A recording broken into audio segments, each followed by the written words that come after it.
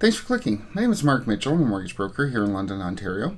As we enter into the fall months of the real estate market and the Canadian election just a few days away, we actually had 3 housing reports released this week that I want to go over, all 3 of which seem to point to a slowing housing market and an even slower one in the future. So I want to talk today just briefly about the report released this week from the Canadian Real Estate Association, from CMHC, that's the Canadian Housing and Mortgage Corporation, and then finally a housing outlook released by RBC, which looks to what we can see in the future for the housing market in Canada. So we'll start off with the Canadian Real Estate Association's report, and we'll move on from there.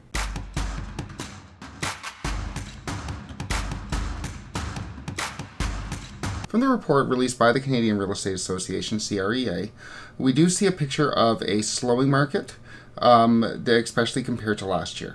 So if we look at August, the report notes that sales were down by 14% from last August, but still the second best on record.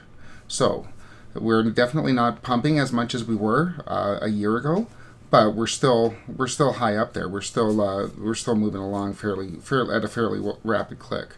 And that's definitely reflected in pricing. As the report notes, pricing was up 13.3% from last August. So we see that sales were down 13-14%, but prices were up 13-14%.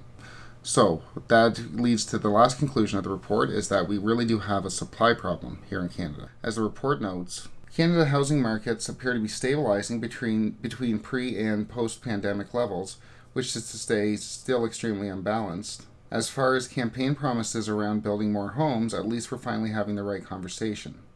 But as anyone who has tried to get even a small project done in the last few years, the availability of materials and skilled labor are not dials that can simply be turned up to 11 whenever we decide we need them. So yeah, we're seeing the amount of sales go down and the price go up because there's just not enough supply out there. And this leads us to the second report from CMHC, which noted that housing starts were down as well. At a time when we're supposed to be trying to create as much supply as possible, the CMHC report notes that 283,971 units in August were started, which was down from 286,000 units in July. So 3,000 difference might not sound like a lot, but I think it's important in that it's going in the wrong direction. We're supposed to be back opened up. Most of the country is vaccinated. I think we're over 75% now that are fully vaccinated, in and around there. But we're supposed to be back up and opening. We're not in lockdown anymore, so we would think that our housing starts would be ramping back up. But we're not. We're not even going slowly in the right direction. We're going in the wrong direction. So it doesn't look, though the market is slowing, and prices are still going up. We do see that we're not seeing that it's going to get better anytime soon, as demonstrated by the CMHC's lack of supply report. And this is borne out when we move on to the RBC report, which notes that sales will probably be down next year by another 20%. So we're going to see even more slowdown in the market. And then the RBC report also not only mentions the supply problems that are mentioned in the previous 2 reports, CMHC and CREA's, but also notes that the slowdown in housing is due to a lack of demand as well. As more and more people are able to spend their money on other things, the demand of housing is going to slow down quite a bit. Obviously, cheap interest rates and cheap money will probably remain into the future. But people are wanting to spend their money on other things right now. They're not wanting to go house shopping every day. So RBC is predicting a slowdown next year, and they also see supply issues in line with the last 2 reports. So they see that we're going to need more supply to come on board in order to help stabilize prices, as prices are still expected to rise a little bit next year, not as much as they have been, but they are still expected to go up.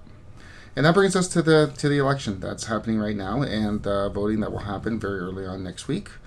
As for our supply issues, the NDP has promised 500,000 new units, the Conservatives have promised 1 million, and the Trudeau government has promised 1.4 million.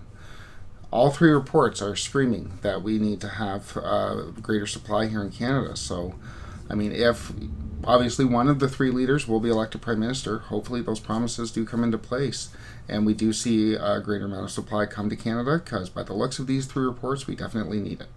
Next week is the election, so we'll have some reports on that as they come out. And if you have any questions, please leave them in the comments below. And please do like the video and subscribe if you want more content. Thanks so much for watching.